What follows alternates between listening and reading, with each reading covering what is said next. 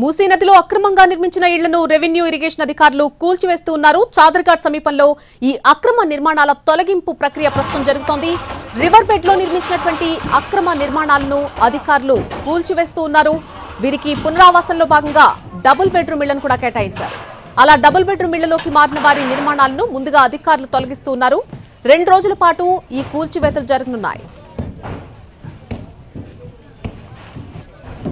ప్రస్తుతం మూసీ నదిలో అక్రమంగా నిర్మించినటువంటి ఇళ్లను రెవెన్యూ ఇరిగేషన్ అధికారులు కూల్చివేస్తున్నటువంటి దృశ్యాలు మనం చూస్తున్నాం. చాదర్ఘాట్ సమీపంలో ఈ అక్రమ నిర్మాణాల తొలగింపు ప్రక్రియ ప్రస్తుతం జరుగుతోంది.